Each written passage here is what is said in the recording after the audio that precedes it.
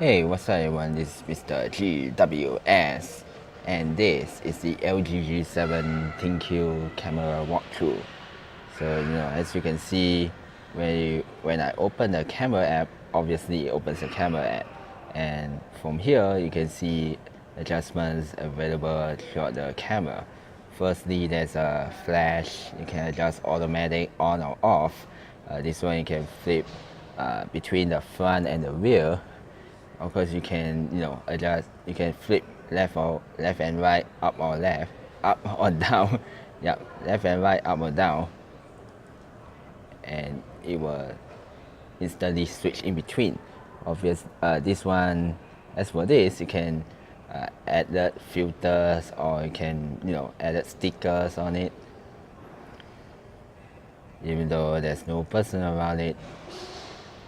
Of course, this crazy mode you can adjust on the front facing camera as well.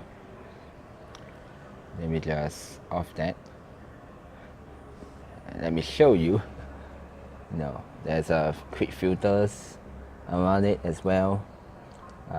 There's a smiley, there's a stickers as well. Look at it. But you get the idea. Of course, the front there's also beauty mode, which is quick adjustment beauty mode. Hey, let's switch back to the front. Of course, there's a mode available. More of that in a second. There's also a quick adjustment settings as well. Of course, this camera shutter. This camera shutter not only is to take photos, you can adjust where to take the photo, from what to take the photo. What's this? The recording button. This is the photos you took. So there's also three functions as well: the Google Lens, the portrait mode, and of course the AI cam. But I think Google Lens is only work when you're using on the real camera. Okay, let's switch back. Once it's already done here, let's go to the modes. Of course, this pencil icon is to you can toggle between the settings. You can adjust which setting goes first and which one goes last, or you can delete those as well. This download, you also can download more modes at their LG Smart World store. So first one, let's go to the manual mode. This is, you can adjust this from the wide to the telephoto. It will when you go to the wide mode, it goes f1.9. When you go back to the regular one, it goes f1.6. And below that, there's a white balance, auto focus, manual focus. Let's talk about the focus. Can between wide, or you can short close up. And of course, there's a focus peaking to to focus which part of the thing that you took with. And other than that, I can set to auto. Then it will help you focus on the photo as well. Of below there's a ISO, there's a shutter speed as well, and of course the other side over here there's a graphy, which is first introduced on the LG V30. You can adjust quick adjustments between night sky or night view, street, or you can shot it's like a basic mode to take which quick photos that you prefer. Of course, you can reset back as well. That's a bit too blurry, by the way. Of course, let's go to the settings. You can apply your existing photos with the graphic photos. Of course, this one also can take raw photos as well, which save as a DNG and JPEG formats. And of course, this thing more or less more in a second. Let's go to the manual mode, shall we? You can adjust, frame rate, how many megabits per second. Of course, the other things also available like white balance autofocus, those EV filters as well, which quickly adjust bright or dark. Of course, ISO and shutter speeds also as well, and the reset button. And of course, this is the microphone, which you can turn on the wind noise filter. But the thing that I miss is to can adjust the voice between the front and the back, so that the quick adjustment I kind of miss on the V series, since most likely it might come back on the V series as well. So this is the LG G7, by the way, so not much features to have it anyway. Of course, over here you can change the frame rate up to 60 frames per second. Of course, this manual mode, I think the 21:9 is only available in manual video mode rather than automatic mode. Of course, you can shot it up to 60 frames per second as well. Of course, when you choose 31 frames up to 30 frames per second, yep, it can record as a HDR10. But this mode, I think, only can, it can shoot up to UHD as well at 30 frames per second, and it also can record as a HDR10. It also can use as a record as a hi-fi sound, but it might not work maybe some regular computers. Yeah, sorry for the stuttering, because it is a very weird mode.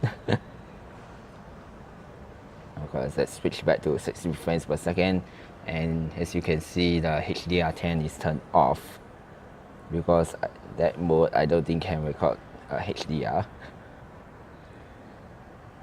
Of course, the bitrate you can adjust high, medium, low as well.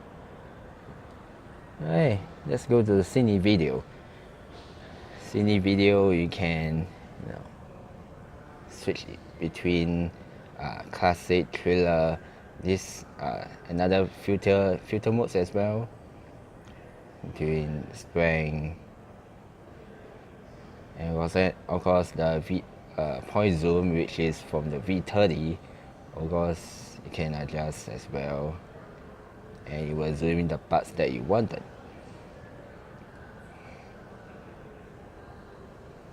Hey, there we go. Let's go to the food mode, which is pretty self-explanatory. Just another filter mode as well, no surprise. Let's go to the slow-mo. I think this slow-mo, it can record up to 720p at I think around 240 frames per second. It will crop as 1/8 seconds. Of course, it also works on the wide angle mode as well. There you go. Panorama, of course, another self-explanatory, also can work on a wide angle as well. Just 360 degree. This one is different from the 360 degrees, by the way. Let's see. Another mode to show flash jump cut, which is take 4 photos every 3 seconds and save as a GIF file. It's like a very quick GIF mode. Take 4 photos together and stitch together as a GIF mode. Okay, right, next is the time lapse, which is another self-explanatory, just a quick mode. You can adjust between maybe 30 seconds or 60 seconds or 10 seconds. It's like, you get the idea of the time-lapse mode. It's like a quick shot, but it will have to take maybe more than 5 minutes, 10 minutes, and when you play back, it will go really fast. It's like a very fast street lights or whatsoever. And we go to the 360 panorama. You can shot like in 360 degrees. It's like a Google VR whatsoever, and I think it can only shot.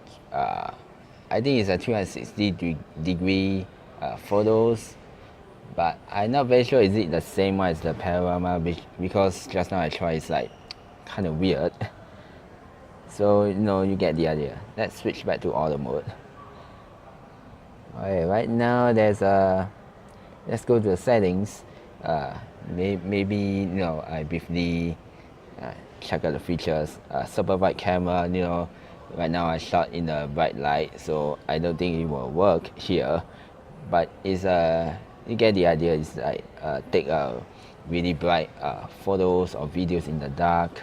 Of course, you can choose between a manual, auto, or off. Off if you don't want to use the super bright camera, although it will automatically adjust for you the super bright, and the manual mode is whether you want to turn it on or off. And of course, auto mode, another self-explanatory on or off. Live photo, let's check it out. Live photo. Live photo is like it's a very similar to any other smartphone now, like the iPhone or Samsung. But this one I think is quite slow. You take one photo, and besides you can burst shot anyway. But burst shot is just burst shot, not really video. But this one is, you can maybe adjust here, there. Yeah, you can take a photo as well. Let's go to the settings. Yeah, another one is steady recording, which is off because I set it to 60 frames per second. Steady recording is only work in Full HD, 30 frames per second. I think it's up to 18 by 9.9, but not in UHD. Let me turn on and see. Yep, not in UHD, not in 60 frames per second Full HD as well. The same thing I think on the super bright camera as well. Yep, let's switch back. Hey, another self-explanatory one, cheese shutter. You can say cheese, smile, whiskey, kimchi, or LG. It's like a voice shutter. Tag locations, which is tag what kind of place you shot at. Grill, which is another self-explanatory. There's 9 grills available to help you adjust the photo. Yep. Of course, this is the add signature. You can take a photo, and as you can see, there's my name on it. And of course, storage, you can choose between internal storage or the SD card. Help is also another thing. You get the idea. Let's go to the quick help anyway. Yeah, I don't have I didn't turn on the Wi-Fi, but Okay, let's go to the Google Lens, and of course it will detect. Okay, there is. It's a Victoria Theatre and Concert Hall, and it will show the place as well. Google Maps, Google and Maps, call Wikipedia, YouTube, or Facebook. Maybe visit the Facebook page, go to YouTube one, or you want to find the info on Wikipedia. You can call their hotline. You can find where's that place on Google Maps. Of course, you can search on Google as well, which is I think it's pretty handy. But sometimes it might not be work as well as it should, because I have some problems detect as well. Let's see whether this one works on I'm going to tap the logo. Sometimes it might not work as well unfortunately. So let's go to the portrait. Okay. Sometimes this mode can be a little bit finicky. Okay, I'm done with the shot, and as you can see, when I press this one, you can adjust white. You see the the black color background. It get blur, you get clear and blur. It's like a portrait mode. It is a portrait mode, obviously. But you get the idea. Of course, the last one, AI cam, is just a scene detection modes. But sometimes it will take a while. You can't burst shot. You just have to take maybe a few seconds in order to take another shot. When I use the AI cam, right, it's like relatively slow, and it doesn't not really that useful at all. To be honest, but it's still it's nice to have modes, but it's kind of inconsistent. HDR. Of course, you can also tap to focus. By tap once to focus, tap another time to take a photo. Which I still prefer, tap together, focus and shoot. That will be much easier. So that's it for the LG G7 camera walkthrough. If you like this video, comment and subscribe to my channel, Mr. GWS, and follow my Facebook and on my YouTube. And recently I also I have my own IGTV on my Instagram. Follow me on my account GWS89. And as always, I'll see you on the next video.